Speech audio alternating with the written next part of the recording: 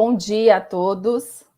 Sejam bem-vindos a mais uma atividade do 14º Workshop de Verão em Matemática da Universidade de Brasília.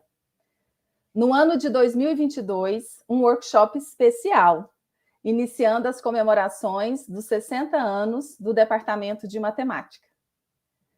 Integrando a sessão de Educação Matemática, nossa convidada para a plenária dessa manhã é a professora Adriana Rich, da Universidade Federal da Fronteira do Sul, que falará sobre Lesson Study em um curso de Cálculo 1, explorando máximos e mínimos.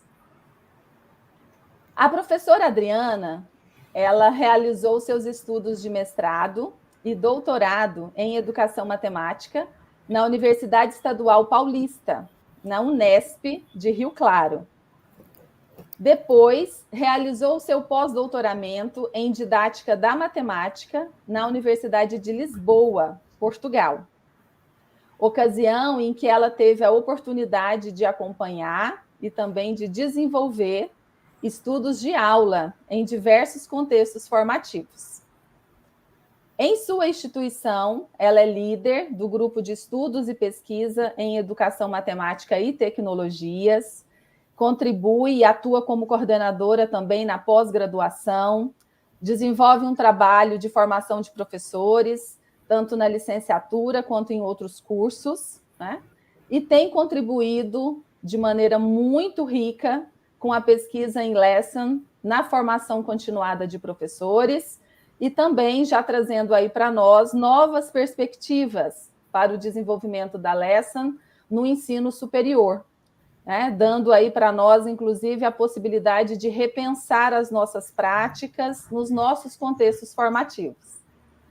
Adriana, que satisfação recebê-la, uma alegria para nós aqui da licenciatura, dos nossos programas também de pós-graduação, tá? E principalmente dos nossos estudantes aqui que vislumbram seguir a pesquisa em Educação Matemática. Então, boa fala, que bom ter você conosco. Muito obrigada, Regina, pela acolhida, muito obrigada pela belíssima apresentação da minha trajetória. De fato, a gente vai trilhando alguns caminhos pela educação matemática, né? E no início a gente não imagina onde vai, mas é interessante também recuperar um pouco dessa nossa história aí passada. Agradeço, então, já de início, a comissão organizadora do workshop de verão, então, da Universidade de Brasília, pelo convite, pela oportunidade, para eu estar aqui e compartilhar um pouquinho as nossas experiências, as nossas pesquisas, os nossos resultados de pesquisa em Lesson Study. Agradeço também à professora Regina Pina. Nos encontramos nesses caminhos acadêmicos e já temos aí algumas possibilidades de trabalho. Então, agradeço por essa menção, por essa oportunidade de estar aqui. Vou falar hoje, então, de uma parte de um trabalho. O título é Lesson Study em curso de cálculo, explorando máximos e mínimos. Esse trabalho, ele é parte, então, de um projeto de pesquisa financiado pelo CNPq. E como sendo parte, então, nós temos algumas análises, né, desse material que foi constituído nessa experiência que eu vou apresentar aqui, e muitas outras possibilidades também de análises futuras. Tá? Então, como a Regina já apresentou, eu sou professora da Universidade Federal da Fronteira Sul, campus Erechim, embora trabalhe em 2 programas de pós-graduação, sendo um deles no campus Erechim, Rio Grande do Sul, e o outro no campus Chapecó, no estado de Santa Catarina. Então, nos desdobramos aí nessas aventuras. Por fim, eu acolho, então, todos aqueles que nos assistem, né, que assistem essa apresentação e que partilham também as suas experiências conosco aqui neste evento. Para falar deste trabalho, e principalmente para falar desta temática, que é o Lesson Study, eu trago aqui algumas imagens que são imagens bastante caracterizadoras desse processo que eu vou falar agora, que é o Lesson Study.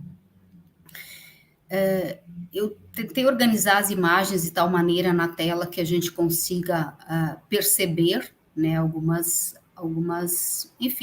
características desse processo, tá? Então, no canto aqui superior esquerdo, nós temos aqui uma foto, um grupo de professores, aparentemente estão sendo coordenados ou estão sendo orientados por um professor que está sentado mais à frente. Um outro aspecto que nos chama a atenção nessa imagem é que esses docentes sentados em suas classes, aparentemente todos eles têm em mãos o mesmo material. E além disso, né, tem umas outras características aí, as pessoas parece que há bastante espaço para escuta. Então, este seria um momento, ou este é um momento do estudo de aula que nós vamos falar com bastante detalhe aqui hoje. Alinhado aqui na diagonal da tela, nós temos 3 fotos, e todas elas se reportam, então, ao contexto da sala de aula. A primeira aqui no canto inferior esquerdo, nós temos, então, uma sala de aula, acho que no Japão, e há duplas de alunos trabalhando e alguns professores fazendo observações. Percebemos ali, por exemplo, a presença de um aparelho de gravação, né, uma gravadora mesmo. Essas pessoas que estão observando, elas dispõem de uma planilha e elas estão registrando algumas coisas, né? Agora, o que elas estão, a gente vai ver logo a seguir. Subindo, então, aqui nessa diagonal, nós temos uma outra foto, numa escola, então, nos Estados Unidos. Eu coloquei as fontes aqui. Os alunos estão trabalhando, então, de forma diferente, enquanto que na primeira foto, as crianças estão indo. Acho que eu retomo, então, peço desculpas a todos, então, por esse pequeno imprevisto. Enfim, retomando, o que eu proponho apresentar aqui, então, um recorte, ou talvez uma possibilidade, uma construção da história do estudo de aula, desde o seu surgimento até, então, a sua disseminação pelo mundo. E aí, como eu vinha dizendo, então, é uma construção histórica constituída a partir de fragmentos, então, extraídos de diferentes trabalhos que trazem ou que narram os estudos de aula, em especial que contam um pouquinho, então, da sua história. E essa história, então, do surgimento do estudo de aula se dá nessa transição do século XIX para o século XX, quando não apenas o Japão, mas também o mundo todo passava por mudanças econômicas, mudanças educacionais, mudanças sociais.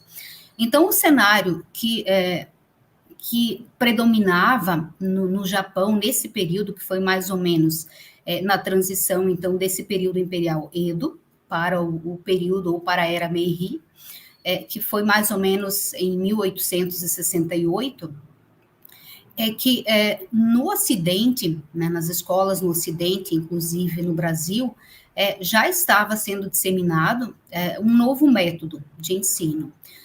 E esse método tinha como uma característica bastante forte o ensino para classes inteiras, ou ensino coletivo. E também um método que se apoiava aí no método Lancaster, né, que tinha como princípios memorização, repetição, ensino oral, baseado principalmente no professor. Então, coloquei 2 imagens aqui para tentar ilustrar, então, essas 2 perspectivas que predominavam nesse momento. O ensino, então, para classes inteiras, essa é uma imagem bastante característica, né, que aparece bastante nos trabalhos de história da educação.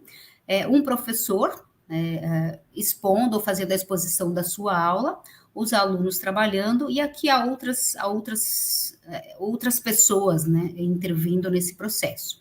Mas é a ideia do nosso ensino coletivo, com algumas características que nós carregamos até hoje.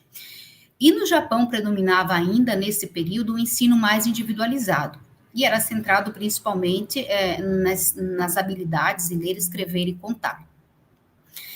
Embora havia uma busca, uma tentativa do Japão importar ou trazer essas mudanças, essas novidades, as inovações em termos de educação, mas nessa altura o país já desfrutava, eu acho que, de uma certa tranquilidade em relação à alfabetização ou à educação dos seus cidadãos. Conta a história que mais ou menos 40% da população japonesa já era alfabetizada neste período, nessa transição.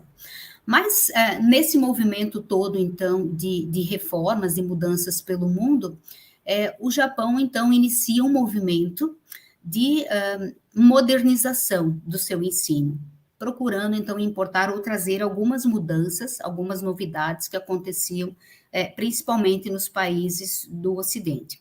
Então, as reformas neste país começam mais ou menos no ano de 1870, 1871, nesse novo governo, que é o governo Meiji, tá?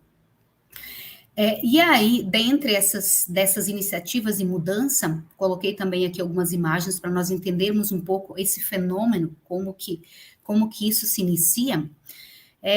Houveram duas iniciativas mais importantes. A primeira delas foi instituída, então, primeiro o Ministério da Educação, foi criado o Ministério da Educação no Japão, e além disso, devido à necessidade de formar professores para, então, formar trabalhadores, foi criada uma primeira escola normal, que foi a Escola Normal de Tóquio, que na altura chamava-se Edo. Então, para trabalhar nesta escola e preparar os professores, primeiramente foram contratados professores de outros países, predominantemente dos Estados Unidos, Reino Unido, França, Alemanha, mas também haviam professores especialistas suíços, italianos, austríacos, russos, portugueses e chineses. Então, nesse primeiro momento, contrata-se professores para lecionar nessas escolas. Seguindo ainda nessa primeira fase, foram contratados também outros especialistas que foram chamados de conselheiros estrangeiros, que vieram também desses países, e eles então tinham a missão de ensinar um novo método de ensino na escola normal. Então, eles também tinham que preparar esses outros professores. Bem, quase que concomitante a esse período um pouquinho posterior, então, com o intuito de entender melhor como era, né, qual era a essência desse ensino coletivo, ou desse método de ensino que predominava no Ocidente, então, o Ministério da Educação japonês encaminhou o que eles chamaram de missões. Então, eles enviaram missões, grupos de especialistas, professores, inclusive estudantes das escolas normais, né, do país, para que eles fizessem, então, passassem um tempo nesses outros países para entender, para conhecer melhor como era o método do ensino coletivo. Então, além de aprender esse método, eles também, nessas missões, né, eles tinham a intenção de aprender o modelo educacional dos Estados Unidos, né, que naquela altura, então, promovia um currículo com uma característica mais utilitária. Mas, claro, a gestão desses sistemas, né, a gestão escolar, a administração escolar, ela era baseada, então, no modelo francês. Então, foi nessa transição, ou nessas grandes iniciativas, de primeiro levar especialistas para o Japão e depois mandar especialistas japoneses para esses outros países, que eles procuraram, então, se apropriar desse novo método e depois institucionalizá-lo em suas escolas. Bem, aqui eu coloco, então, um pouquinho de texto, né, para a gente destacar esses principais pontos. Então, essa primeira fase, né, que está descrita aqui mais ou menos nesse primeiro item, ela deu lugar logo a seguir com a experimentação de novas aulas. Então, combinando aquilo que os japoneses já vinham fazendo, que era um ensino mais individualizado, tentando desenvolver as crianças, mas também adotando esse ensino coletivo, então eles fizeram uma primeira experiência de promover, desenvolver aulas, então, que foram ensinadas ou que foram implementadas de forma experimental por esses especialistas nessas escolas normais, em especial a escola de Tóquio. Então, primeira fase, isso. Os especialistas estrangeiros ministram em caráter experimental essas aulas dentro dessas escolas e todos os professores, então, e estudantes da escola normal assistiam. Feito isso, terminaram, reuniram-se para analisar essa aula, examinar se os materiais tinham sido adequados, como que foi, como que os alunos trabalharam. Então, foi surgindo aí, nessa primeira experiência, essa prática de olhar para a aula trabalhada.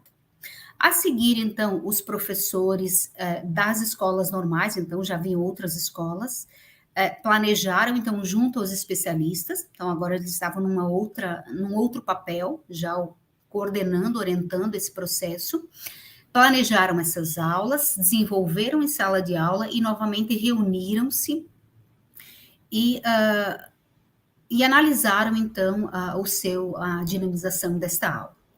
Bem, essa ideia, enfim, essa prática começou a disseminar pelo país,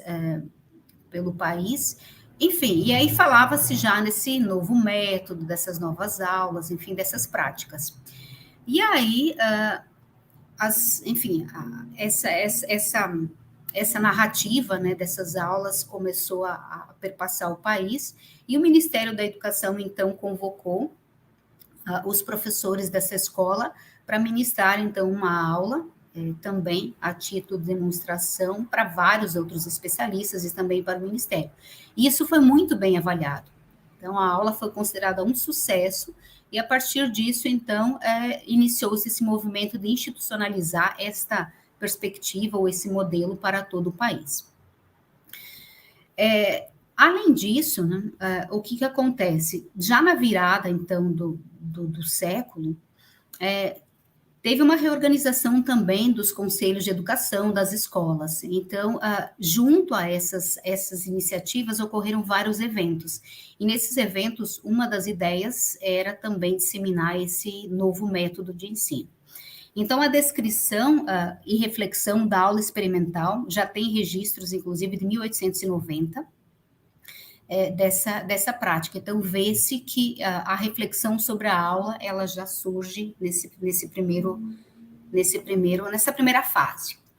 Bom, a consolidação, então, inspirados, então, acho que na pedagogia Pestalozzi, nas ideias de John Dewey, e além disso, nesses novos métodos de ensino, que tinha uma característica que era a resolução de problemas, então surge uma ideia de criar materiais para comunicar essas ideias, para divulgar os materiais que foram utilizados, para orientar os professores. Então, uma das grandes iniciativas foi justamente a produção de materiais para divulgar o novo método e orientar os professores no seu desenvolvimento. A observação da aula, logo após a implementação, então, dessas aulas, foi assumida já neste período como um poderoso dispositivo de desenvolvimento dos professores, que primeiro foi utilizado na formação continuada, mas logo a seguir também na formação inicial.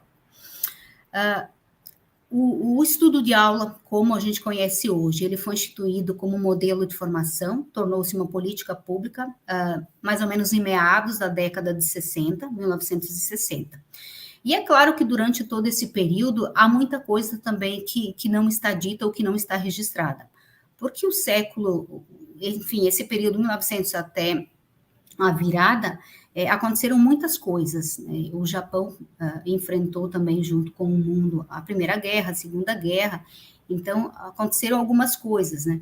E aí, claro que nesse período o trabalho nas escolas vinha sendo feito e esse modelo ele foi sobrevivendo e foi sofrendo aí algumas adequações, algumas adaptações. E aí chegamos então mais ou menos nesse período, que foi a década de 60, com esse modelo instituído.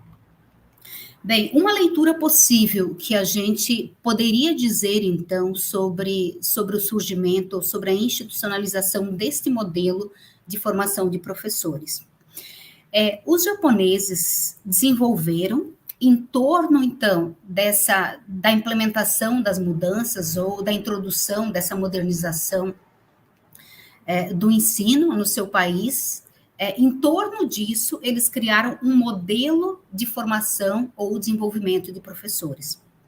Então, havia um desafio, que era a introdução das mudanças, a adaptação desse método de ensino, a importação desse modelo, então, que predominava nos países do Ocidente, e aí, quer dizer, isso trouxe muitos desafios na organização das escolas, na preparação dos professores, na formação dos professores, mas também na condução do trabalho em sala de aula.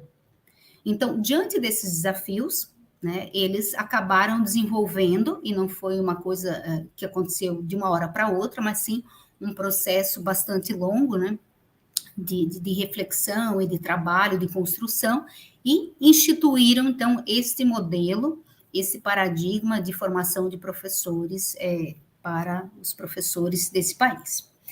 Bom, mas até aí o estudo de aula estava muito restrito ao Japão. Então, acho que outros países também, a China, inclusive, tem experiências anteriores às nossas em estudos de aula, mas estava restrito lá aos países da Ásia. Quando que o estudo de aula, quando que o Lesson Study chega, então, para as populações do Ocidente?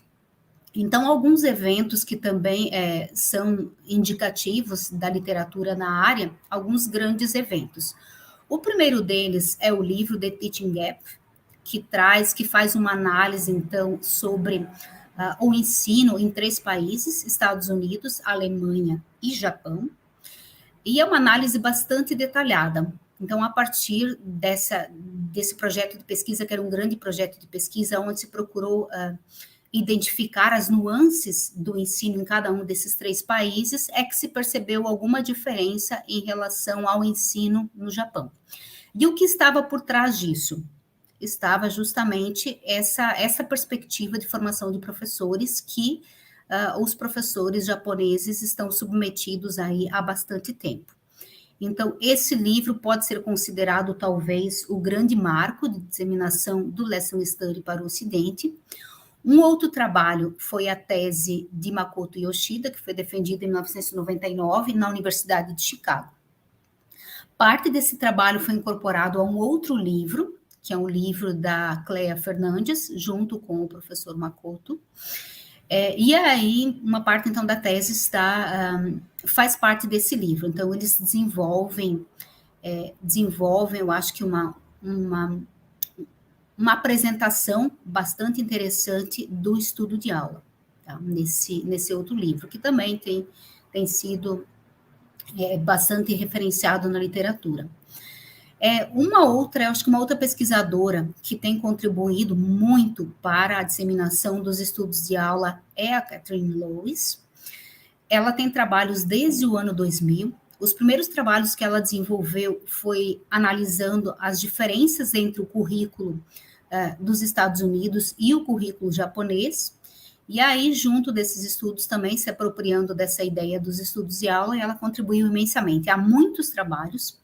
Acho que talvez seja uma das pesquisadoras que mais conhece esta abordagem, né? Eu diria assim, pela quantidade de trabalhos que ela tem desenvolvido, né, e das parcerias todas que ela promoveu.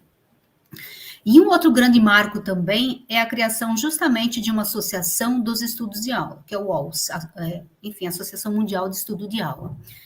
Foi criada no ano de 2007 pelo professor Lou Ling, e nessa altura ele assumiu a presidência, então, dessa associação.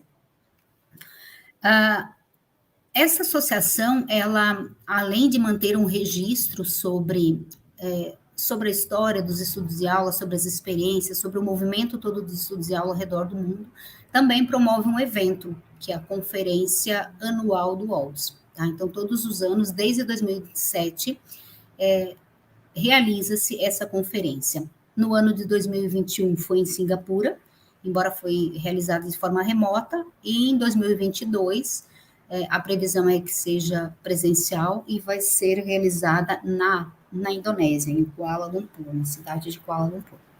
Então, nós temos aqui essas obras, né, eu coloquei as imagens justamente para para deixar aí um pouco mais claro, talvez os marcos, né, e os representantes dessas ideias. Coloquei aqui algumas imagens, e essas são das experiências que realizamos aqui no sul do Brasil. A primeira imagem, então, é da etapa do planejamento, a segunda etapa é da realização da aula de investigação e a sua observação, e a terceira aqui, então, de uma outra experiência, também são experiências distintas, é da discussão coletiva, tá? Então, ilustro aqui a partir de algumas dessas nossas experiências. Bem, agora vamos falar, então, da estrutura do estudo de aula, tá? Para aqueles que já trabalham, não há muita novidade aqui, mas o que eu fiz, o meu propósito foi trazer um modelo original apresentado pela Catherine e logo a seguir, então, mostrar como que esse modelo foi incorporado, principalmente na pesquisa sobre estudo de aula no Brasil.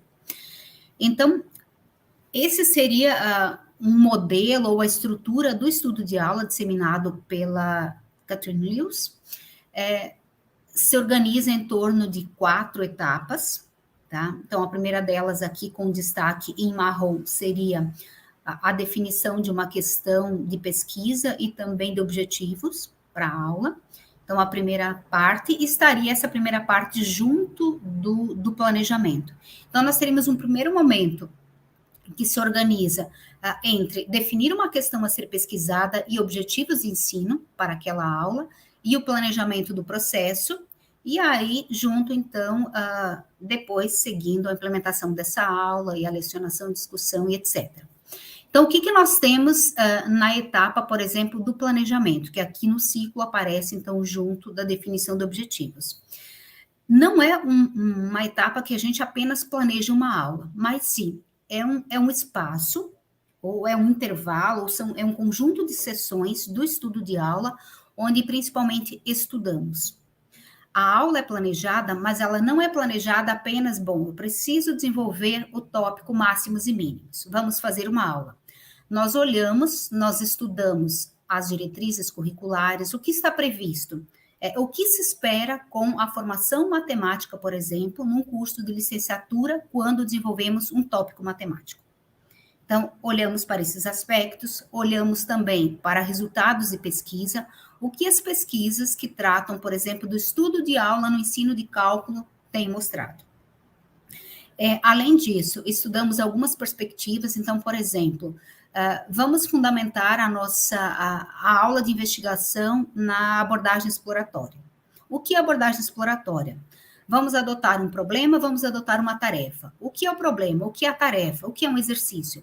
Então, nós discutimos esses diferentes elementos que constituem, ao final, então, essa aula que vai ser implementada. Então, há, de fato, um envolvimento, né, um percurso aqui de estudo sobre aquilo que vai ser feito.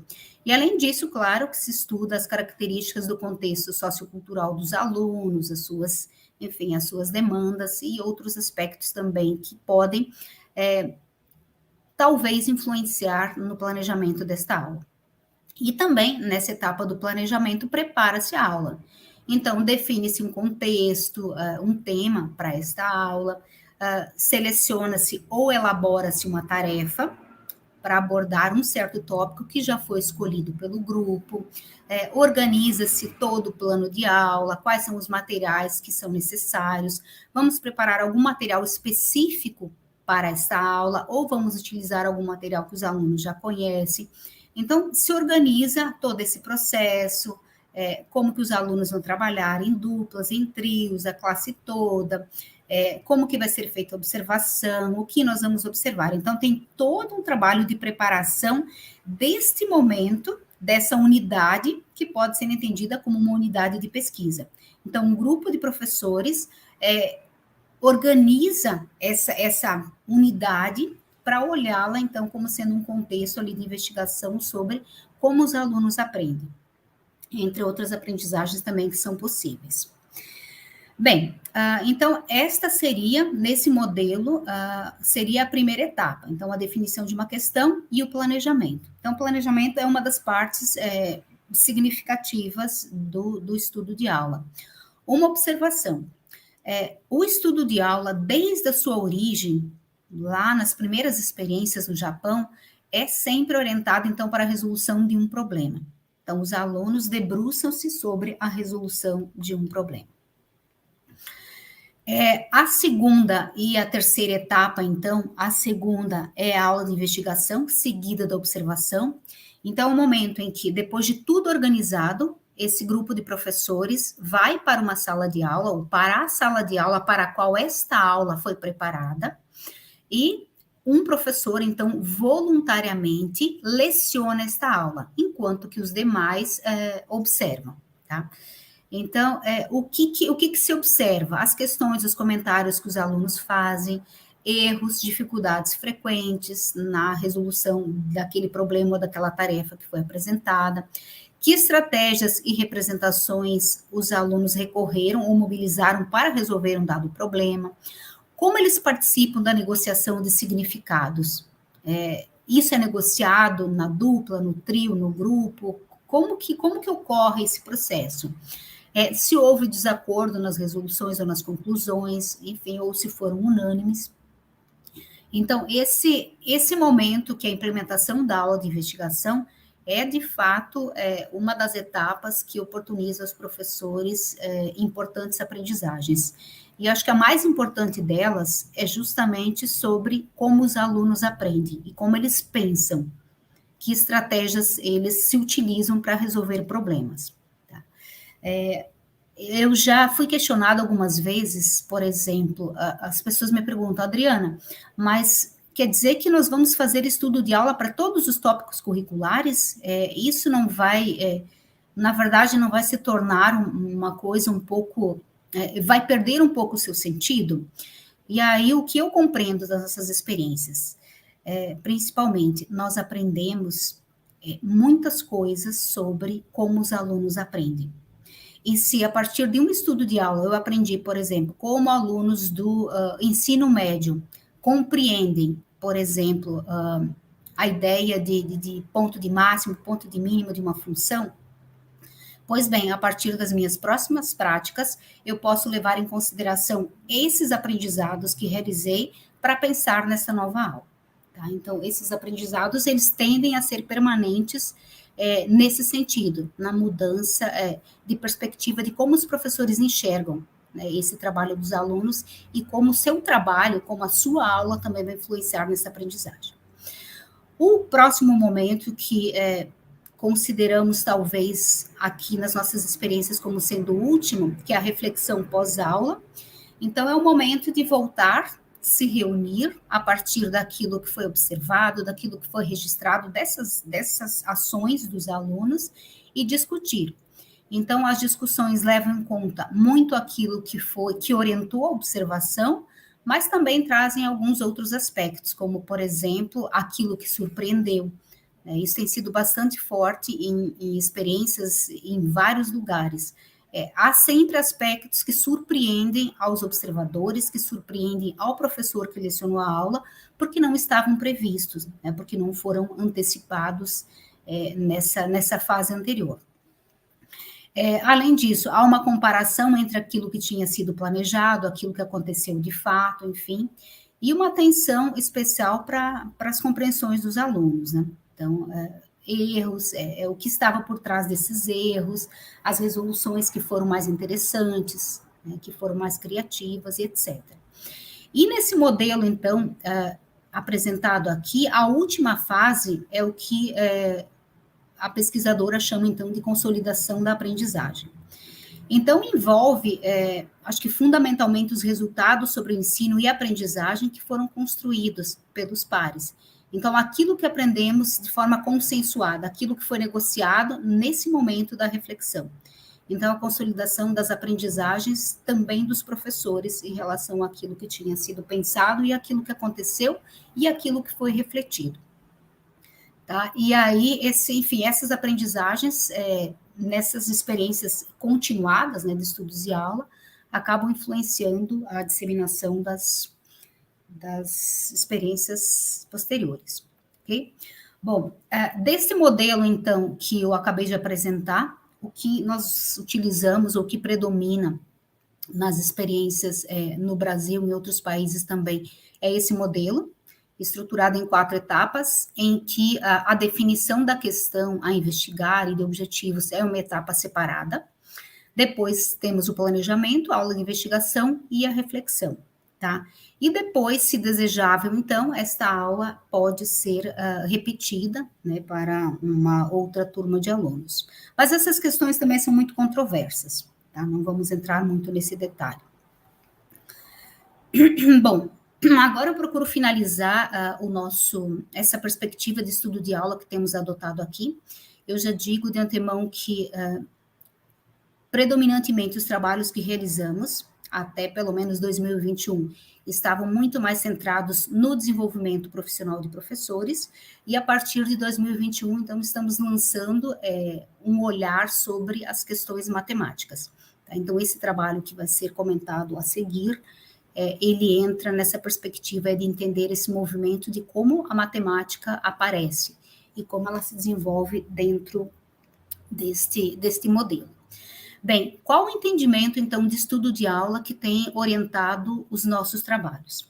Então, adotamos o estudo de aula como sendo uma abordagem de desenvolvimento profissional de professores.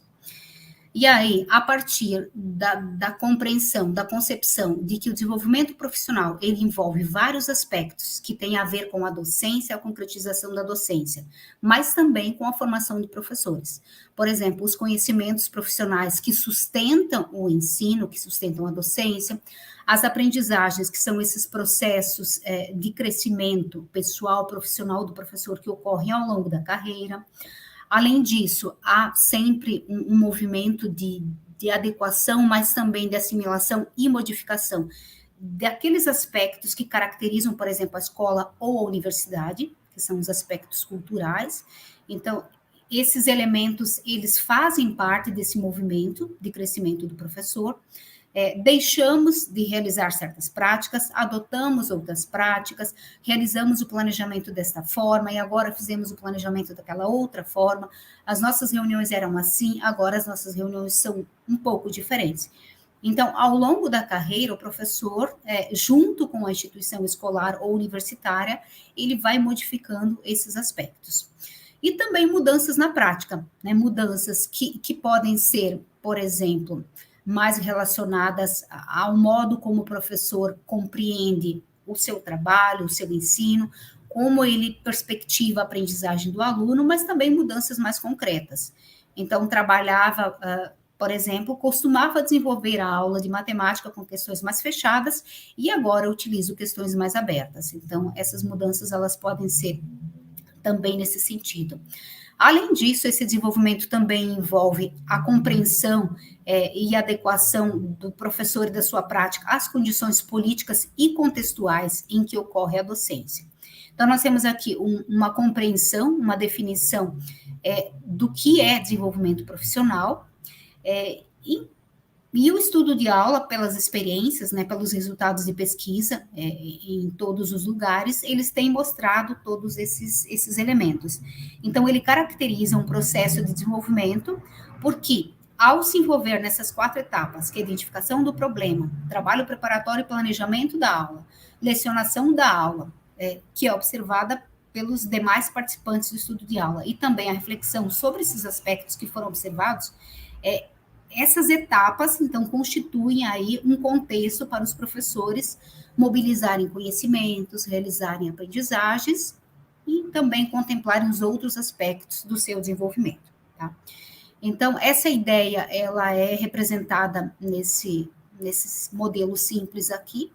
Então, o desenvolvimento profissional entendido como, o estudo de aula entendido, então, como esse processo de desenvolvimento, por potencializar os conhecimentos, aprendizagens, aspectos da cultura, aspectos éticos do ensino e morais do ensino, mudança na prática, então caracteriza esse processo de desenvolvimento profissional. Então, é essa a compreensão que embasa aí os nossos trabalhos. Bom, agora chegamos, então, àquilo que eu gostaria de partilhar com vocês.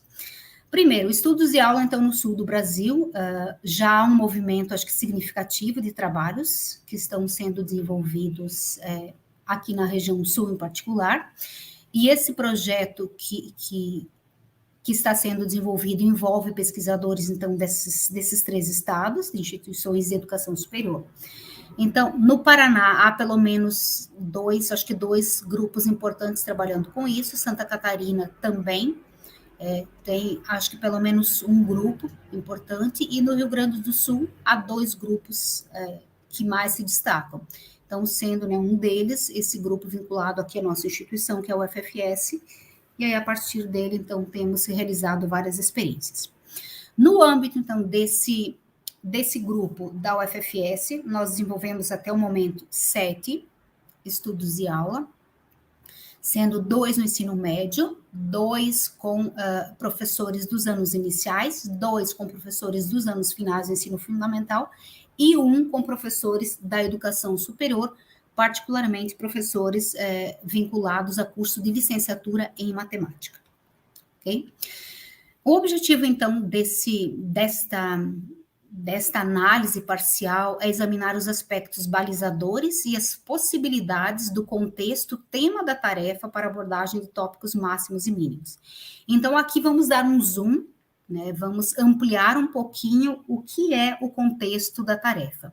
A tarefa tem um papel muito importante, mas o contexto, o tema que a envolve, em que um certo tópico matemático é desenvolvido, também tem um papel bastante importante. Então, tentamos olhar aqui os aspectos aqui relacionados à pesquisa, então, e já esclarecendo que a pesquisa segue, então, todos os aspectos éticos. Bem, previamente ao nosso trabalho, realizamos uma revisão de literatura, eu diria assim, sobre estudos de aula no ensino de cálculo. Então, uma vez intrigada com como a matemática, especialmente a matemática da educação superior, ela aparece nessas experiências, então iniciamos esse movimento aí de identificação dessas experiências envolvendo tópicos do cálculo na educação superior. Então, a primeira experiência, ela data de 2007, é um grupo de pesquisadores de uma universidade dos Estados Unidos. Então, aqui tem 3 países que se destacam: Estados Unidos, Holanda e Indonésia. Esse primeiro trabalho, então, abordou taxas relacionadas e funções, e ele caracteriza mais uma descrição, é uma descrição de como o estudo de aula foi desenvolvido, quem participou, e ao final, então, eles apontam algumas contribuições, né, para os participantes, que envolviam professores de graduação, professores e estudantes de pós-graduação.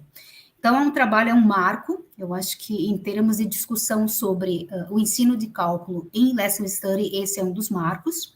A seguir, também, nos Estados Unidos, um grupo de pesquisadores que tem aqui como principal, acho que é o autor Becker, eles desenvolveram também algumas experiências, principalmente numa universidade, Wisconsin, nos Estados Unidos, exploraram, aqui nós temos vários estudos, mas esses são os mais importantes na literatura.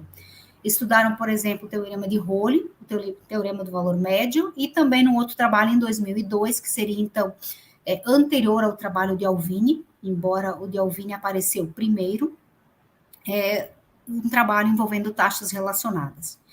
Então, principalmente o trabalho de Becker, ali, Alvini, que é Becker 2008, são trabalhos que descrevem com bastante detalhamento todo o processo, e ao final eles apresentam algumas orientações também sobre como conduzir estudos de aula na educação superior. Um outro trabalho que aparece na literatura também relacionado ao cálculo é um trabalho desenvolvido na Holanda, também é um grupo de pesquisadores, trabalharam taxas de variação e derivadas. Entretanto, este trabalho não está relacionado com a educação superior especificamente, mas sim ao ensino médio, né? Sabemos que o currículo das escolas enfim, da Europa, tratam, né, desenvolvem já tópicos de cálculo no ensino médio. Então, foi um trabalho bastante interessante, já como um trabalho preparatório para o nível seguinte. Eu acho que, na verdade, aqui tem um contexto maior, né? A Indonésia tem se destacado muito nos trabalhos sobre estudos de aula e matemática, olhando tópicos matemáticos. Primeiro porque já há pelo menos uma década há uma discussão bastante intensa no país, por conta do problema mesmo do ensino. Então, eles estão no movimento agora de melhorar a educação, melhorar o ensino, principalmente o ensino. Então, uma crítica muito grande, por exemplo, ao ensino expositivo, né, na Indonésia. E aí há várias experiências nos anos iniciais, enfim, ensino médio, que seria escola secundária, e também na educação superior. Então, há 2 trabalhos, um de 2019 e um de 2013, sendo, enfim, que trabalharam com estudantes, né, em turmas de curso de matemática, de departamento de matemática mesmo, de universidades aqui, são regiões diferentes. O primeiro trabalhou com integral definida e soma de rima, e aí trabalharam a partir principalmente da exploração das diferentes representações, né, desse conceito, e o outro aqui, Lassut, 2013, que trabalha com relações, funções e derivadas, também um curso de matemática do departamento de matemática. Esse segundo trabalho aqui, o de 2013, ele tinha mais o propósito de entender a aprendizagem dos alunos, principalmente, e por que eles têm dificuldades nas disciplinas de cálculo posteriores. Então, aqui faz-se necessário, eu acho que, ler novos trabalhos desses autores e ver aí o que eles estão apontando. Mas eles trazem algumas coisas interessantes, acho que de uma forma geral. Eles enfatizam a estrutura das tarefas, a perspectiva mesmo de resolução de problema, a ideia da tarefa mais aberta e também esse trabalho mais comunicativo. Acho que todos eles trazem isso, essa ideia de oportunizar, então, aos estudantes participarem, né, comunicando aquilo que eles estão pensando enquanto fazem matemática, enquanto aprendem matemática. Bom, o estudo de aula, então, que desenvolvemos aqui com professores da educação superior, ele foi estruturado em 12 encontros semanais de 2 horas cada, tá? E aí trabalhamos, então, após a definição pelo grupo, trabalhamos com máximos e mínimos, que era um tópico, então, de cálculo. Esse estudo de aula, particularmente, ele foi realizado de forma remota, mas não por conta da pandemia, e sim porque, como o projeto envolve professores de diferentes instituições, nos 3 estados, ficava inviável nos encontrarmos de forma presencial. Então, foi necessário adotar aí essa possibilidade. Então, participaram esses 8 professores, nós temos aqui professores da educação matemática e da matemática, e isso também foi pensado com muito cuidado, para que essa observação e também o planejamento da aula fosse guiado, fosse balizado por essas 2 perspectivas, da matemática, mas também da educação matemática. E a aula de investigação foi desenvolvida, então, numa turma de licenciatura em matemática do Instituto Federal Catarinense Campus Concórdia. Participaram nesse dia 15 estudantes, então, que cursavam cálculo naquele momento. A aula foi realizada no mês de julho de 2021, tá? O cronograma do estudo de aula e a plataforma que nós utilizamos. O cronograma nós negociamos já na primeira reunião, que foi uma reunião de aproximação. Então, a gente constituiu o grupo a partir dessa reunião e definimos aí várias coisas. Então, a frequência dos encontros, a duração, o dia, etc. A plataforma, nós utilizamos uma plataforma aqui da instituição, que é o Webex, e aí gravamos, então, todos os encontros. Eu organizei aqui uma representação, então, dessa estrutura, que tem sido a estrutura que a gente adota, então, as 4 fases, e aí eu detalho, então, em cada uma delas, aquilo que foi prioridade. Então, a primeira fase aqui, início, geralmente dura duas sessões, às vezes até 3 sessões, que é quando nos debruçamos na escolha do tópico, o que nós vamos trabalhar? Máximos e mínimos, derivadas, limites, e, além disso, o objetivo para a aula de investigação. Então, há muitas questões que são levantadas nesses primeiros 2 encontros. Eu diria que é a base, né, o alicerce do estudo de aula construído nessas primeiras sessões, a partir das narrativas dos professores sobre as suas experiências naquele tópico, por exemplo, das dificuldades que os alunos têm e outros aspectos que vão sendo trazidos.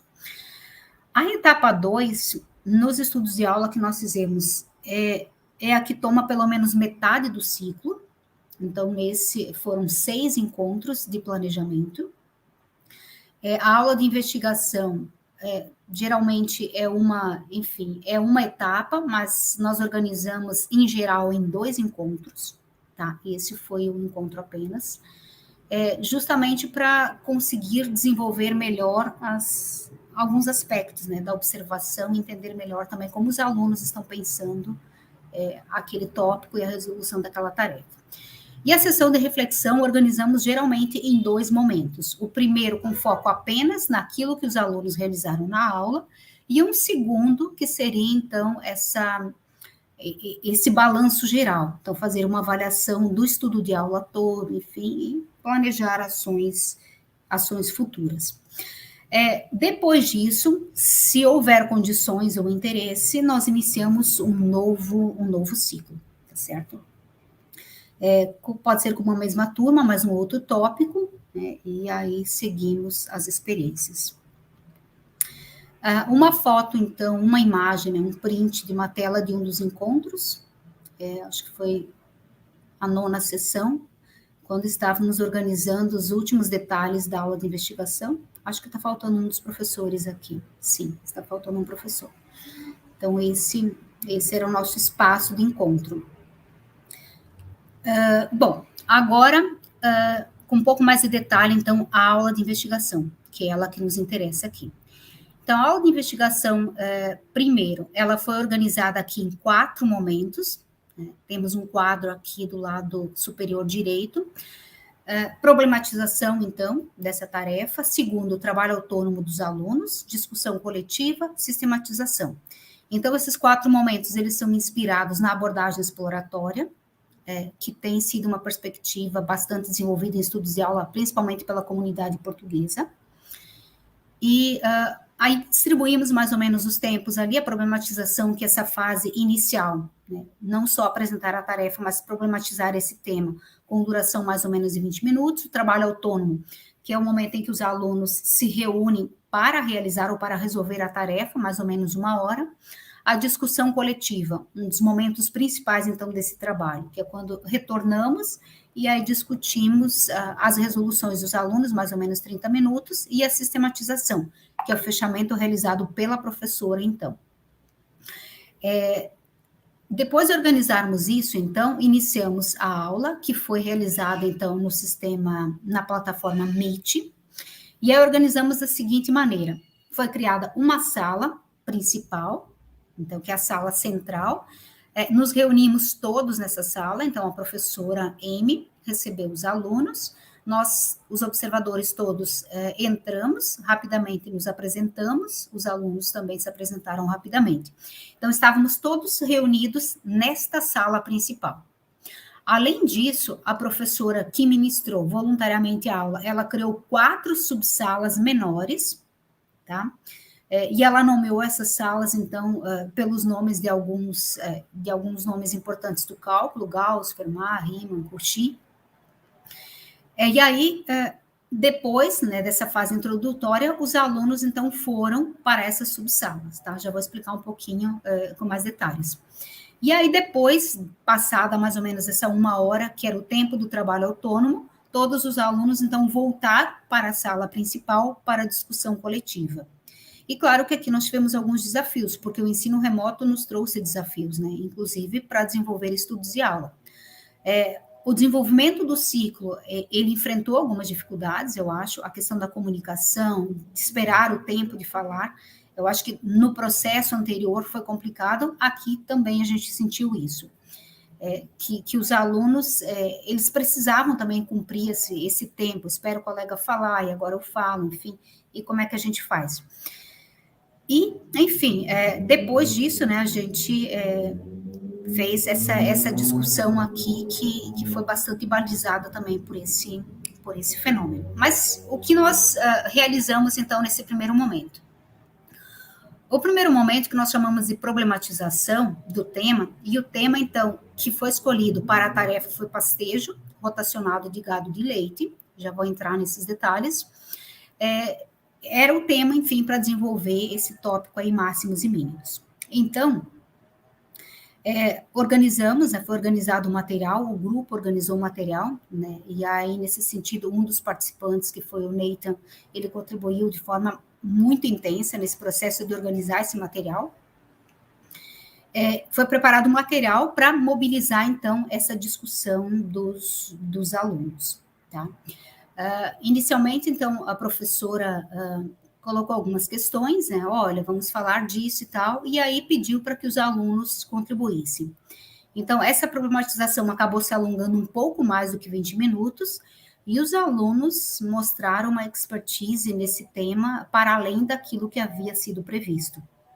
E isso depois acabou influenciando tanto a interpretação, mas principalmente a resolução e a validação das respostas à tarefa. Então, terminado esse tempo, os alunos foram direcionados para as subsalas. Criamos um critério, porque senão todos poderiam ficar na mesma sala. Quando uma sala alcançasse 5 alunos, estava fechado o seu limite e os estudantes deveriam, então, ir para outras salas. Então, cada estudante tinha os 4 links ali das salas e ele escolhia qual link ele pretendia ingressar. Então, nós tivemos aqui 3 salas com 4 alunos e apenas uma sala com 3 alunos, porque um dos estudantes teve alguma dificuldade, eu acho, nesse dia. Então, participaram ao todo esses 15 alunos. Os observadores de cada uma das salas, cujos nomes aparecem aqui, eram sempre alguém mais da educação matemática e alguém mais relacionado ao ensino de cálculo mesmo, tá? Então, é isso que temos em termos de observação. Então, esse foi um aspecto também que acho que contribuiu bastante para a compreensão dos processos dos alunos.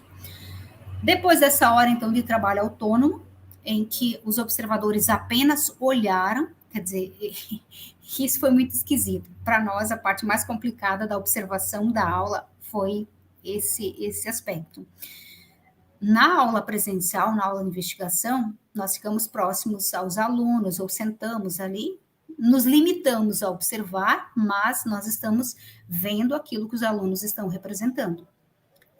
Quando eles fazem algum gesto, enfim, a gente consegue ter uma ideia, ou recorreu à calculadora, ou fez um rabisco no papel. Então, nessa experiência, nós nos limitamos a ouvir o que eles discutiam, e aí nós pedimos, então, que tudo que eles estivessem conjecturando, enfim, ou esboçando, que eles socializassem no grupo, porque a oralidade era a única forma que nós tínhamos para acessar, então, as suas formas de pensar, e que se fizessem alguns desenhos, então, que procurássemos compartilhar, exibindo mesmo as imagens pela câmera do computador. Não funcionou muito bem, porque é bastante difícil enxergar, então, em alguns momentos, eles faziam uma imagem, depois enviavam. Mas a gente se limitou bastante àquilo que eles falaram, e como todas as salas foram gravadas, depois a gente, então, pôde ouvir essas gravações, ok? A realização da discussão coletiva, nós fizemos, então, de uma forma um pouquinho diferente, pelo fato de estarmos num ambiente virtual, então, cada grupo foi apresentando as suas resoluções. Então, por exemplo, a sala Gauss apresentou o item 1. As outras salas apresentaram ou comentaram se fizeram da mesma forma, se fizeram diferente, se o resultado foi outro, se foi o mesmo, enfim, foram acrescentando coisas àquela apresentação. A outra sala apresentou uma outra questão, que foi complementada pelos demais. A terceira sala apresentou a próxima questão, que foi complementada pelos demais. Então, a gente fez uma socialização de resultados e aí discussão pelos alunos.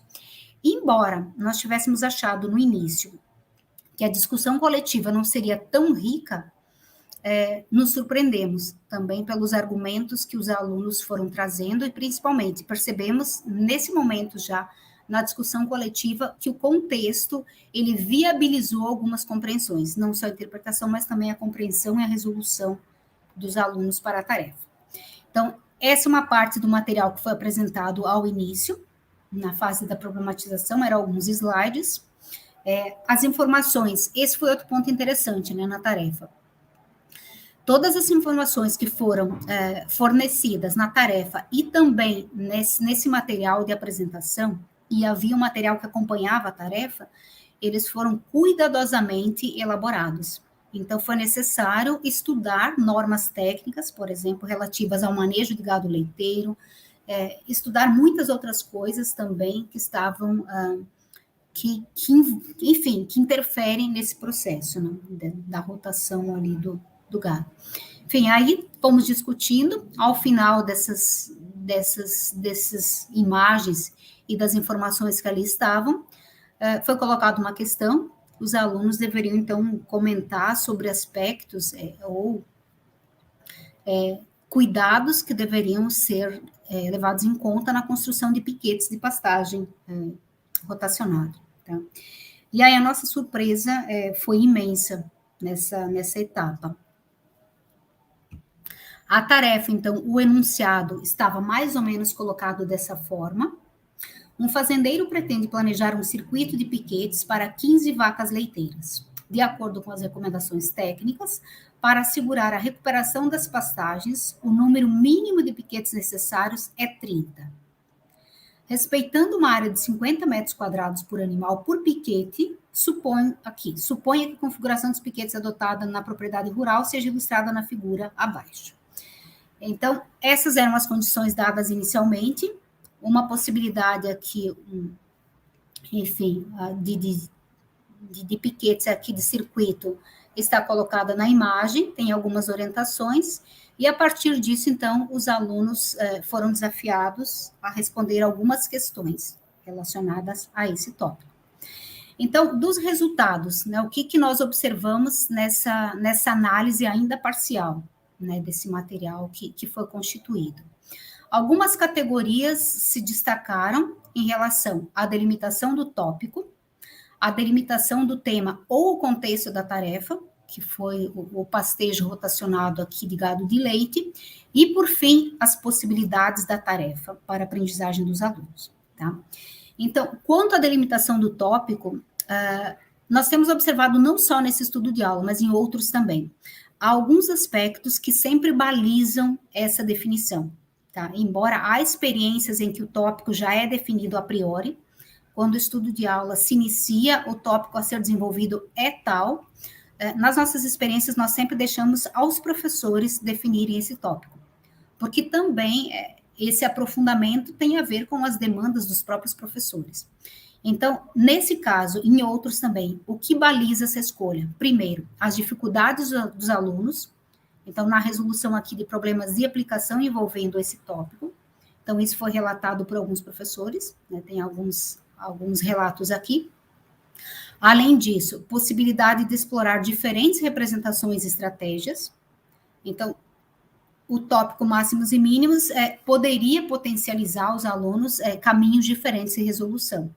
Além disso, sempre há uma preocupação com a adequação, enfim, da aula de investigação com o programa curricular da disciplina. Então, a aula vai acontecer, por exemplo, no mês de julho. Até julho, os alunos terão desenvolvido quais tópicos? Então, a gente procura sempre também se ajustar ao cronograma e ao programa do professor. E, por fim, ainda a possibilidade de explorar problemas relacionados a situações diversas que poderiam ser interessantes aos alunos. Então, algumas narrativas aqui ou algumas ponderações dos professores durante os encontros de planejamento. Primeiro, que uma possibilidade seria trabalhar máximos e mínimos e depois chegar ao conceito de derivadas. Além disso, uma outra professora disse que seria possível, então, mobilizar essas diferentes representações, começa por uma tabela, enfim, e aí depois avança, transita para uma outra representação. Um outro professor aqui diz que depois, ao final, também seria possível calcular a derivada, porque eles não vão ficar sempre resolvendo problemas a partir de tabelas. Então, foram alguns, há outras falas, mas são algumas aqui que se referem a esse aspecto. Bem, outro aspecto bem interessante aqui. Quais são os aspectos que norteiam, que balizam a escolha, então, do contexto da tarefa? Então, uma outra característica das nossas experiências em estudo de aula em cada uma delas, em todas as experiências que fizemos, O grupo de professores participantes do estudo de aula define um tema, um contexto que seja interessante aos alunos, que seja desafiador e que tenha a possibilidade também de promover uma boa aula. Então, a escolha do tema tem permeado, eu acho que uma parte das sessões de planejamento e tem sido também, eu acho que uma possibilidade dos professores entenderem melhor como que o contexto também influencia esse trabalho dos alunos. Então, dentre os aspectos, o primeiro deles, resolução de problemas práticos.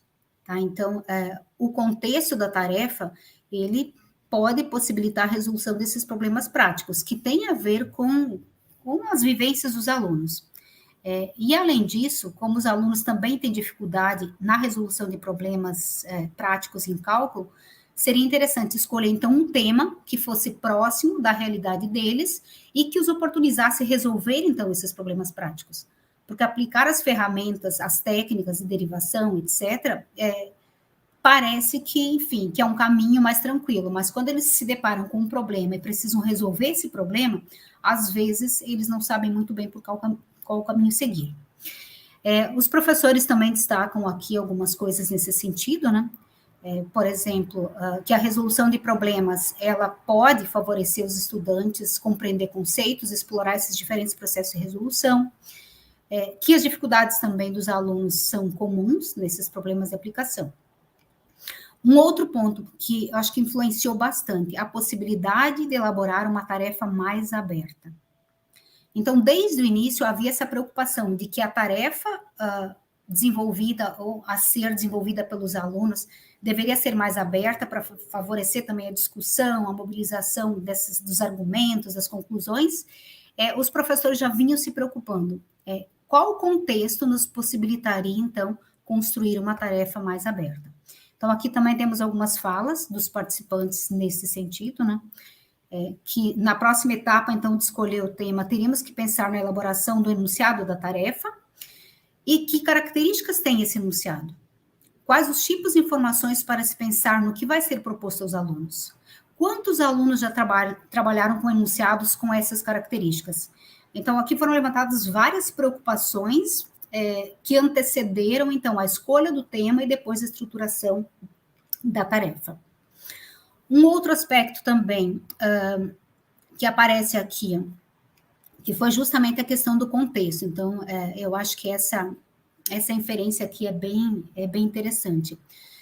A professora da turma, logo no início do estudo de aula, ela comentou um pouco das características da turma, enfim, das suas origens, né? E aí, um dos aspectos é que muitos desses alunos eram filhos de pais agricultores. E uma outra característica é que, no caso, a produção de leite é uma atividade econômica muito forte nessa região. Então, uma das professoras participantes levantou essa preocupação, que seria interessante, então, trabalhar algum aspecto, trabalhar um tema que tivesse a ver com a realidade dos alunos. Né? Então, foi bem interessante. E aí foi colocado também a questão da motivação, porque quando os problemas fazem parte desse contexto, dependendo também de como o problema está pensado, ele pode motivar os alunos. Então, seria alguns aspectos aqui que também contribuíram.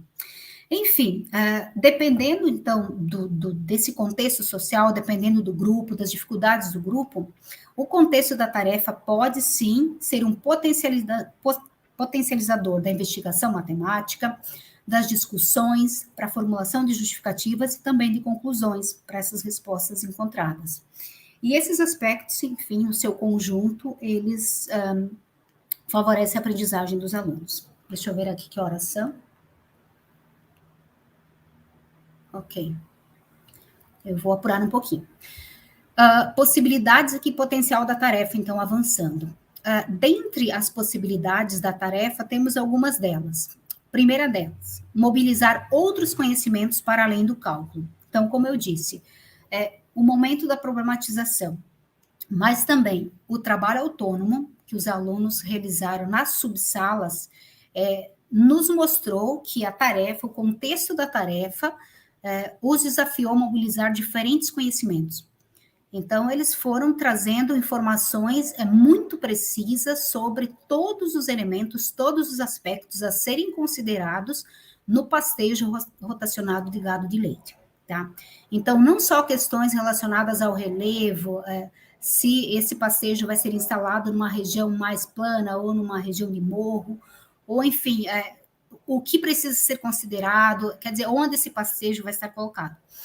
Todos esses pontos, todos foram destacados pelos alunos. Então, eles discutiram normas técnicas relacionadas a essa atividade, e essas normas orientam, então, as condições para assegurar o bem-estar animal, características do circuito, localização, precisa ter água por perto, precisa ter sombra, as necessidades nutricionais dos animais para assegurar, então, uma boa produtividade. Deixa eu tomar um gole d'água aqui.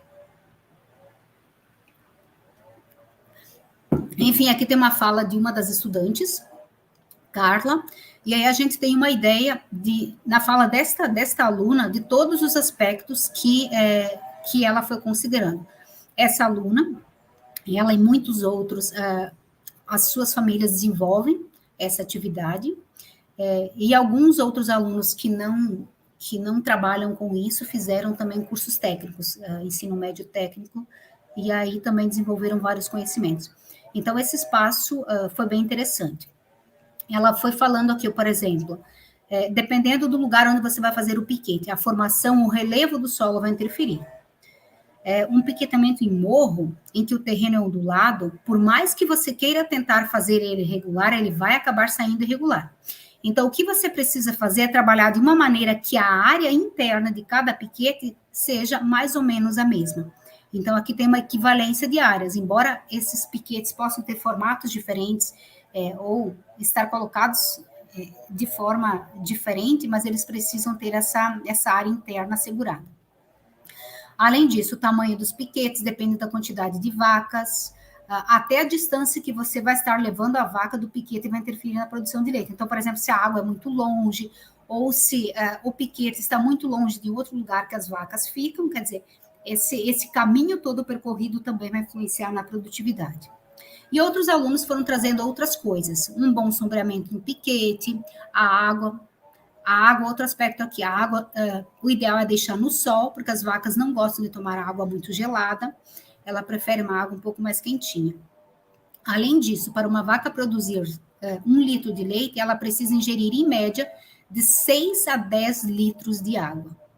Então, os alunos foram trazendo muitas informações. E um outro aspecto que apareceu também, bem no início da aula, foi que uma estudante, então, informou que a maior bacia leiteira do estado de Santa Catarina se concentra no oeste, justamente na região que está instalado o instituto, que é o município de Concórdia, tá? Então, segundo a informação desses alunos, é o primeiro que gera mais leite para o estado.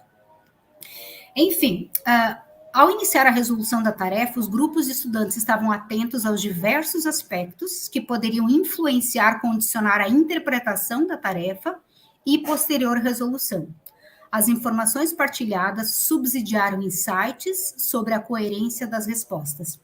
Então, por conhecerem essa atividade, quando eles chegavam a uma determinada resolução, eles se questionavam, mas isso não faz muito sentido. Esse espaço é muito pequeno para uma vaca, esse espaço é muito pequeno para 15 vacas. Não, mas isso não é possível. Então, esse contexto acabou influenciando principalmente essa resolução das tarefas e depois também a validação das respostas, ou a coerência das respostas. Um outro ponto que eu vou falar mais rápido, a dinâmica da aula. Então, a aula de investigação pensada dessa forma, ela produziu uma mudança na dinâmica mesmo da aula de cálculo. Então, os alunos estiveram muito mais envolvidos na discussão da tarefa, das condições envolvidas nessa tarefa e das respostas, do que propriamente em finalizar e depois partilhar as respostas. Então, as discussões foram, de fato, muito ricas. E essa dinâmica, né, não só esse aspecto, mas também o fato deles terem contribuído com a aula, com os conhecimentos que eles dispunham. Bem, um outro ponto que foi bastante interessante também, a estrutura. E nesse ponto, acho que não só o contexto, mas principalmente a estrutura da tarefa. Ela permitiu que os alunos mobilizassem essas diferentes representações, tá? Então, alguns resolveram por procedimentos aritméticos, outros fizeram tabela. Bom, nós temos que definir qual o perímetro mínimo, nós temos que calcular a área, nós temos que calcular uma expressão. Então, eles foram, a partir dessa organização, desse sequenciamento de questões, eles foram mobilizando diferentes conceitos, mas também diferentes representações, algébrica, tabular, geométrica, pictórica, quando eles recorriam às suas folhas de papel e depois eles mostravam para a gente, eles faziam os desenhos, então, tentando mostrar como que seria esse circuito e como que ficaria essa organização. Alguns ficavam desenhando, por exemplo, as vacas dentro dos piquetes, etc., para tentar definir mais ou menos qual seria a área mínima de cada piquete, etc. Então, a gente percebeu aqui um movimento, né, uma mobilização, um esforço bastante grande dos grupos de trazer essas diferentes compreensões para responder cada um desses itens. Aqui uma outra também, tem um recorte aqui de uma discussão de um dos grupos, eu não vou ler, porque também já estamos avançando bastante na hora, mas tem esse esforço aqui dos alunos mobilizando, por exemplo, mas como que eu vou calcular perímetro? Perímetro é a soma de todos os lados. A área é tal coisa. Como que eu vou fazer? Mas assim é mais simples. Mas se fosse quadrado seria mais fácil, era só fazer o quadrado 5 vezes tanto. Então, eles foram, no grupo, trazendo essas diferentes interpretações, essas diferentes leituras que fizeram desses enunciados, e aí tentando responder as questões.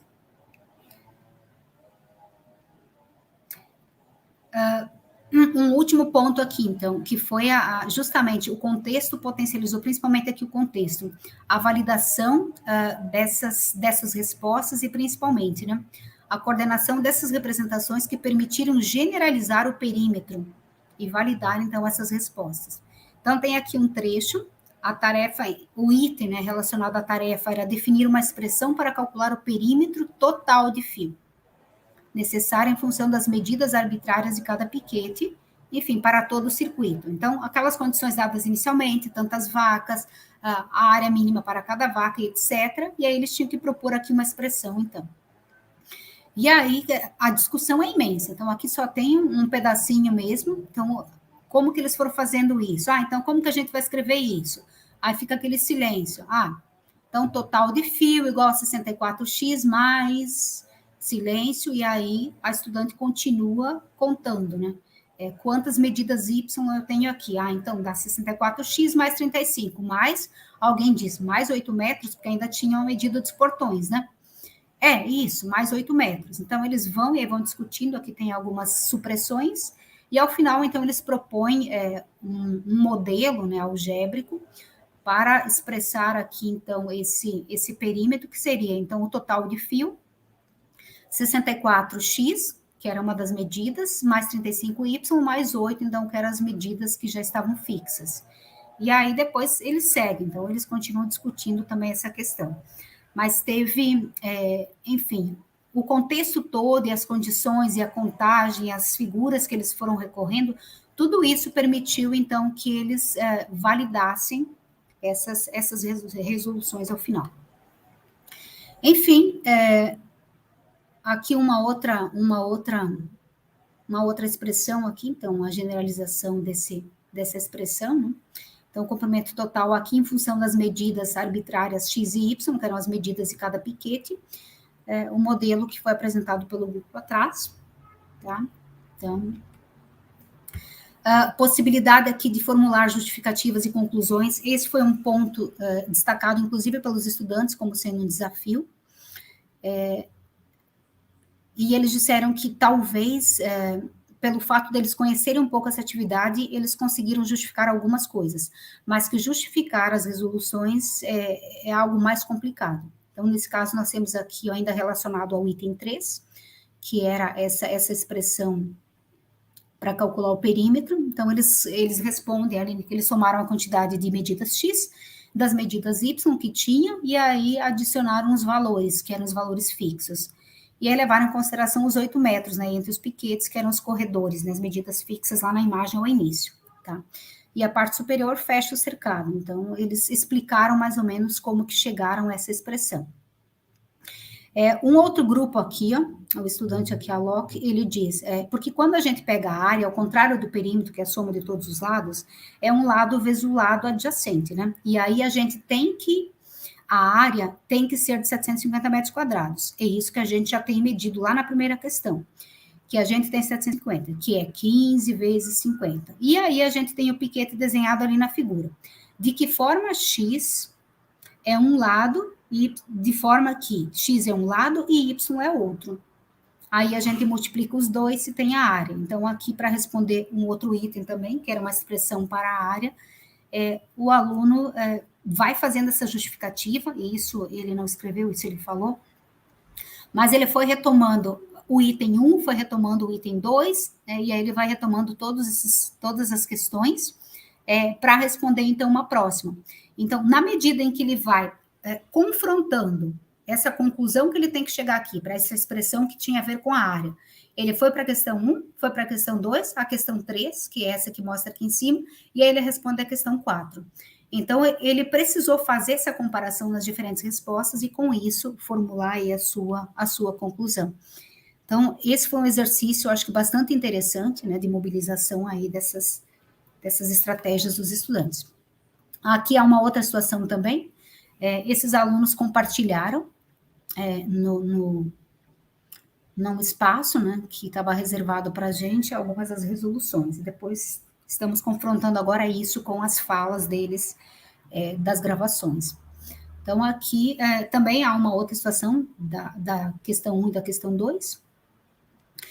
E aí eles resolveram a 1, explicaram, etc., aí fizeram a 2, fizeram um desenho, estabeleceram por tentativa 2 medidas possíveis, 20 e 37 ali, e aí foram respondendo os outros itens, tá? Esse era o grupo da sala Coxi. E aí a gente conclui, então, que o contexto e a estrutura da tarefa, mas principalmente o contexto, ele embasou os argumentos, as justificativas, e eu acho que favoreceu as conclusões, e a estrutura da tarefa, principalmente, ela favoreceu esse confronto de respostas.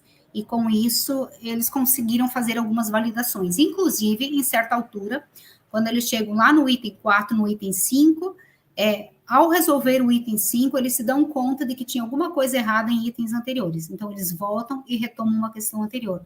E a partir disso, então, eles vão repensando as próximas questões para ver se houve alguma mudança. Então, eles conseguiam perceber a maneira como uma resposta influenciava a outra, e como que tudo isso estava entrelaçado.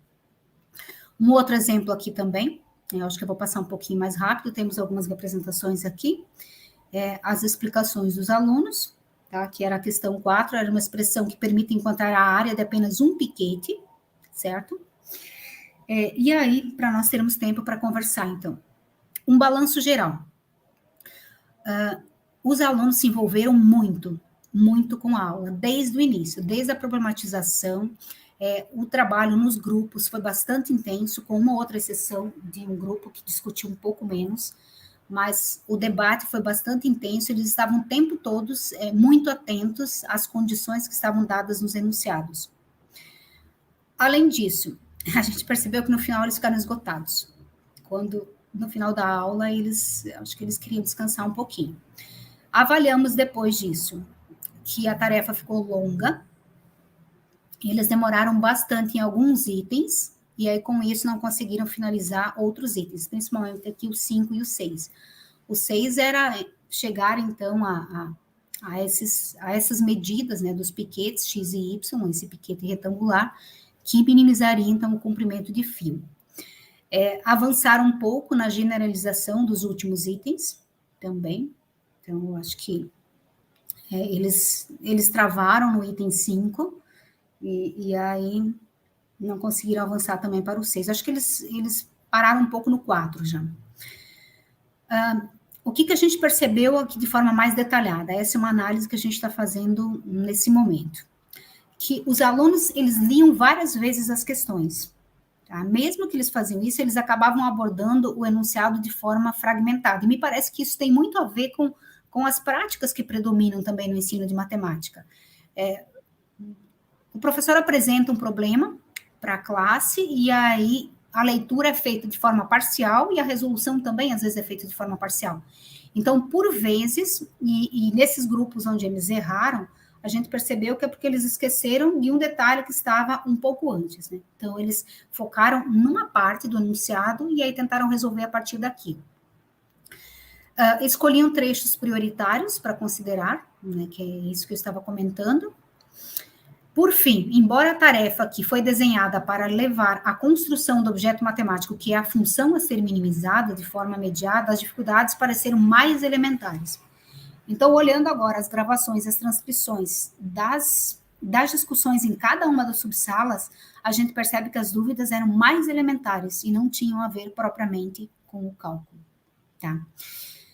A observação, então, do ensino remoto foi muito limitada. Como eu disse, a gente se limitou a ouvir as discussões das salas e depois as gravações, né? E agora olhar, confrontar isso com os materiais que eles disponibilizaram para a gente, né? Depois. Conclusões, então.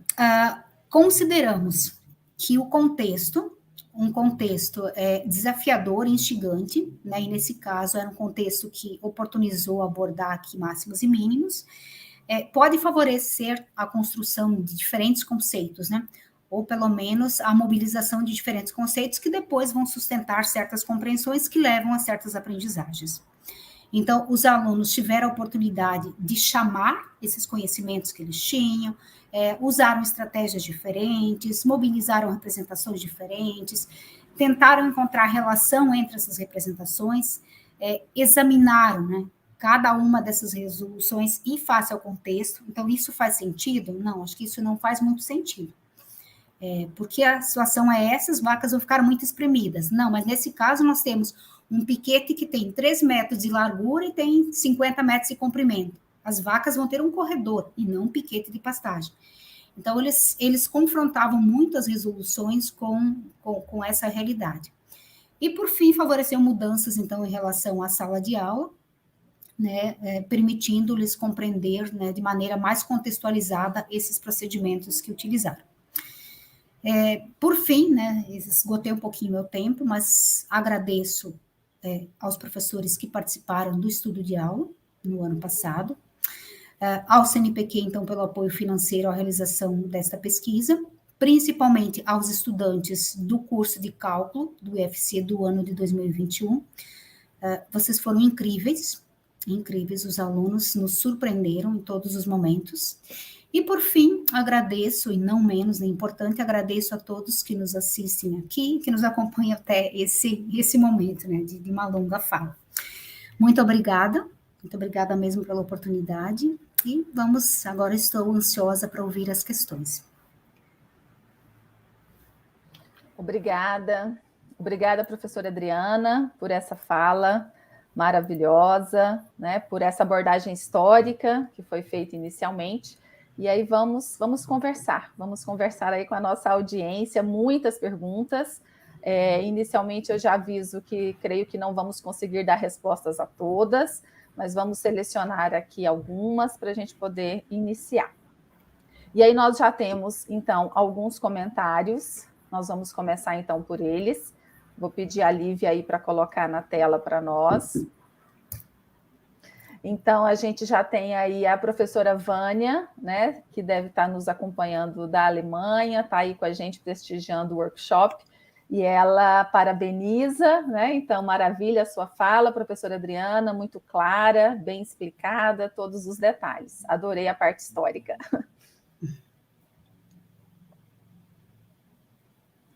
Aí, novamente, a Vânia, destacando, inclusive, né, Adriano, o tanto que foi importante você trazer para nós essa experiência, essa fase aí atual do seu projeto de pesquisa, já realizado em 2021, nesse contexto já do ensino remoto emergencial, com as turmas todas trabalhando aí virtualmente. A professora Andréia, que é aqui de Brasília, também parabeniza pela sua exposição, o modo como foi esclarecedora para ela, e aí apresenta uma dúvida, né? E ela diz: para a seleção dos textos de estudos relativos ao conteúdo definido para a pesquisa, pode elencar alguns critérios, né? Pedindo aí algumas orientações para essa seleção. Perfeito, acho que começamos muito bem. Primeiro, agradeço a Vânia, e agradeço também a Andréia pelos parabéns. O trabalho com o estudo de aula vai nos envolvendo, não é, Regina? A gente vai sendo seduzido, né? A cada nova experiência, a gente vai se envolvendo mais e vamos vendo que há muitas coisas para serem estudadas. Então, obrigada, né, por esse parecer, né? Professora Andréia, então, obrigada pela questão também. De fato, a questão dos textos, né, que sustentam esse estudo sobre o tópico, a gente tem levado em conta alguns aspectos. Primeiro, que nem sempre encontramos. Por exemplo, para cálculo, a gente procurou, encontramos poucos textos, né, relacionados a cálculo. E sobre máximos e mínimos, não encontramos nenhum. Então, acho que o primeiro critério há texto disponível. Segundo critério é o nível. Então, por exemplo, quando fizemos um estudo de aula sobre frações no 7º ano, encontramos vários textos. Aí o terceiro critério que decorre, quando há muitos textos, né, que podem sustentar esse estudo, a gente busca aqueles que são resultado de pesquisa. Porque não que os outros não sejam interessantes, mas como nós temos interesse de oportunizar os professores também fazer uma análise mais criteriosa depois sobre o tópico e sobre o desenvolvimento desse tópico, então a gente procura fornecer subsídios teóricos que os oportunizem enxergar, usar essa lente para olhar depois para a própria experiência. Então, esse tem sido alguns dos critérios, mas às vezes não há mesmo nenhum resultado de pesquisa sobre um tópico específico. Muito obrigada. Então, vamos seguir. A gente tem agora a pergunta do Gimo. Ele fala: quais foram os critérios para a seleção dos 8 professores e os alunos?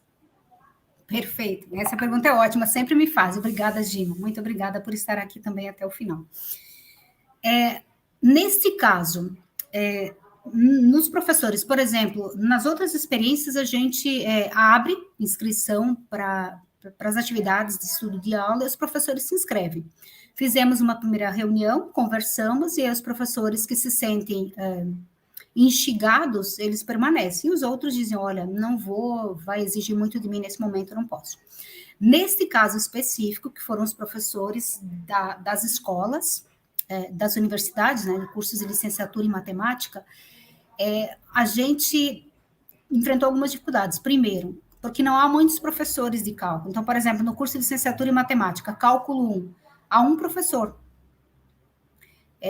Às vezes encontra-se mais professores, mas aí, como nós tínhamos o critério de ter alguém da educação matemática e alguém da matemática, nós fomos contatando professores dessas instituições envolvidas no projeto, ou de outras instituições da região de abrangência do projeto, e fizemos convite.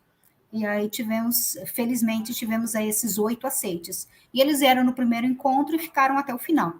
Né? E a participação foi muito efetiva, aliás, foi riquíssimo mesmo o debate, confrontando aí esses dois olhares, da educação matemática e do cálculo, mais cálculo mesmo.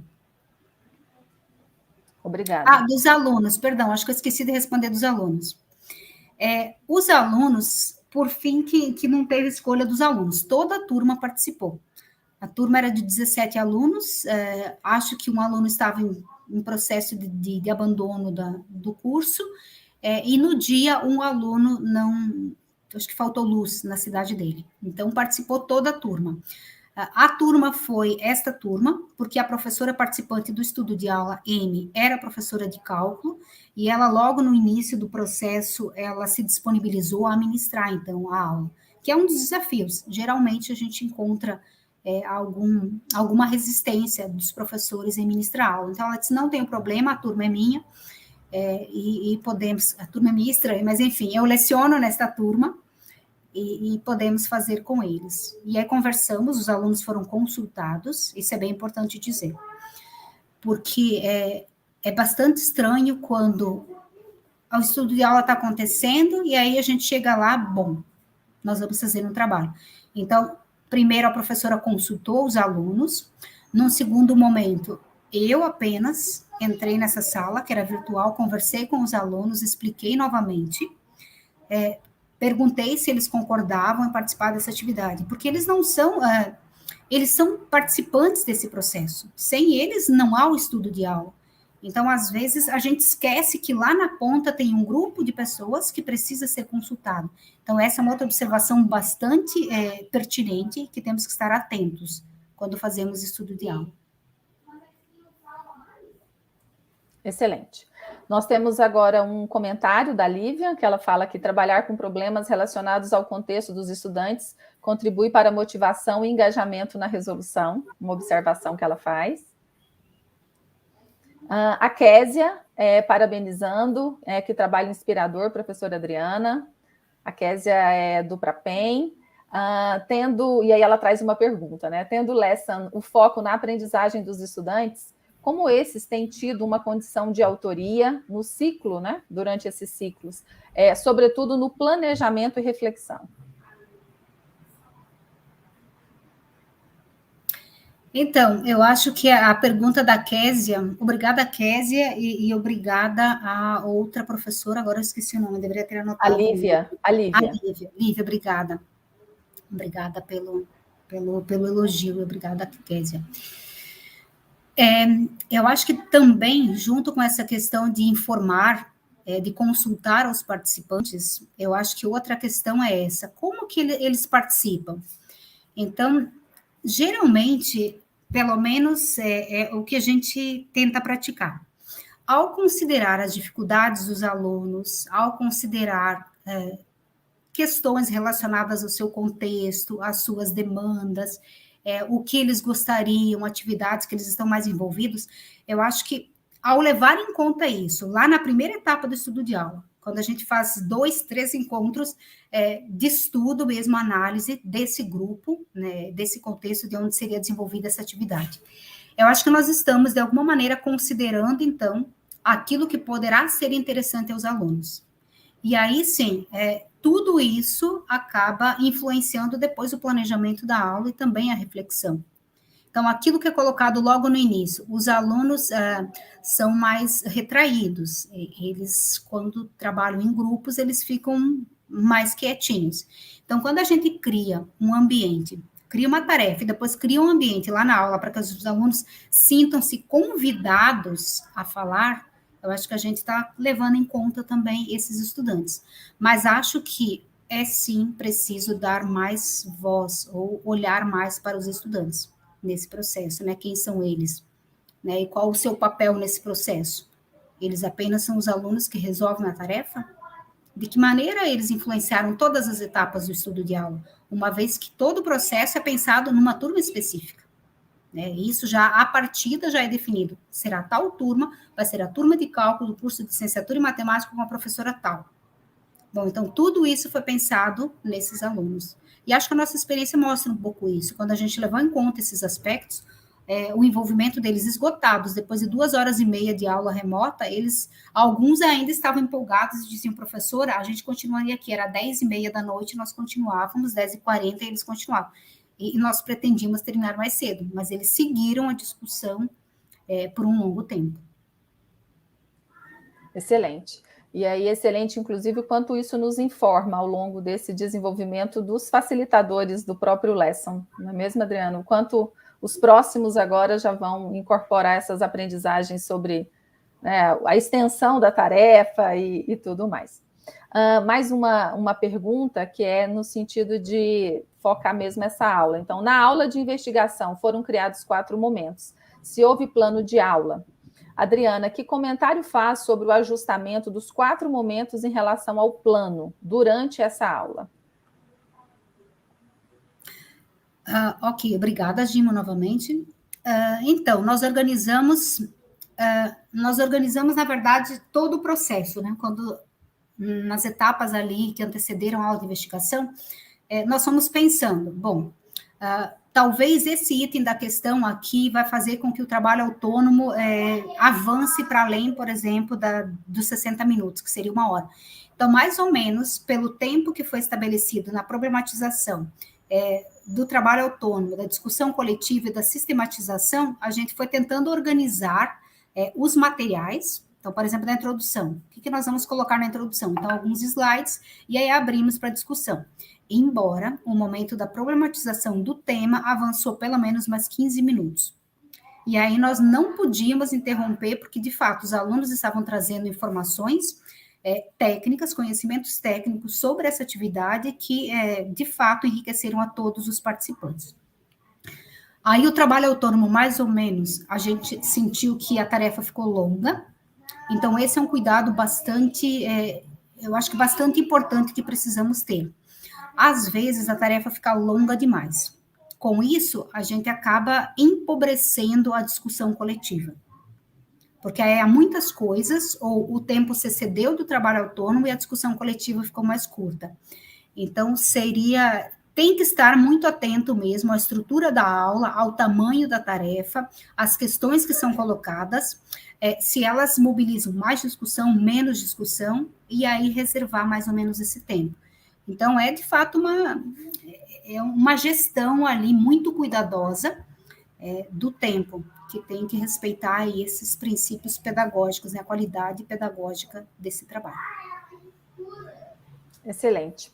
Adriana, então, acho que a gente já pode caminhar aqui para o encerramento, né? Então, acompanhando aí alguns comentários de participantes, né, que ficaram aí conosco, que fizeram questão de registrar o seu elogio, o seu comentário, e muitas pessoas já aguardando o trabalho, né? Então, você comentou inicialmente que a pesquisa já está aí, né, a todo vapor na parte de análises e que logo, logo acompanharemos tudo isso aí em algum artigo ou em algum livro. Então, todo mundo já ansioso aí por essa oportunidade. E, então, em nome da área de educação matemática, aqui do nosso departamento, né, que teve aí essa alegria, essa honra de recebê-la, eu agradeço. Agradeço também em nome do nosso departamento, em nome da nossa universidade.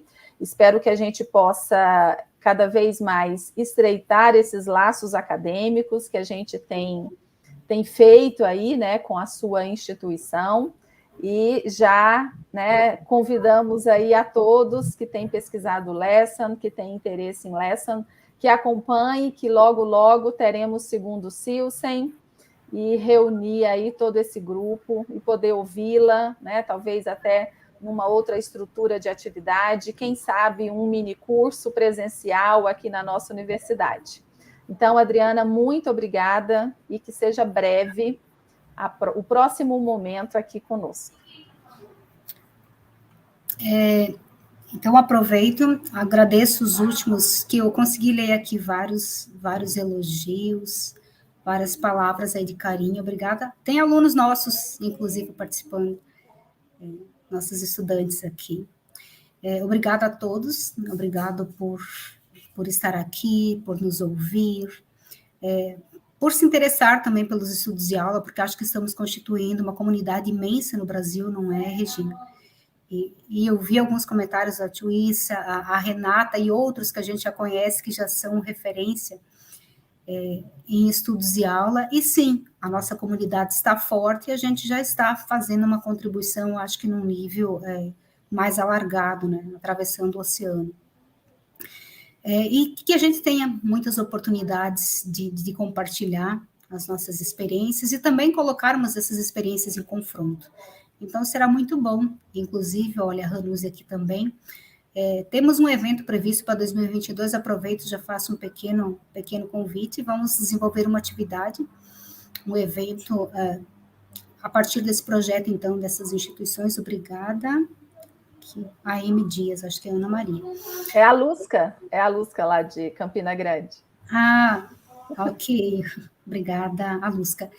Enfim, aí estaremos todos reunidos, né? Todos vocês trazendo as suas experiências também. Então, muito obrigada à organização do evento, muito obrigada, Regina, por esse espaço. É muito importante para nós. Então, só tenho a agradecer. Desejo a todos aí uma maravilhosa quarta-feira, uma excelente semana, bom evento a todos, e a gente continua se encontrando nas próximas sessões. Então, isso mesmo. Beijo no coração a todos, a todas. Até mais. Aguardamos todos vocês aí na nossa atividade da tarde, às 15h10. Até mais, tudo de bom.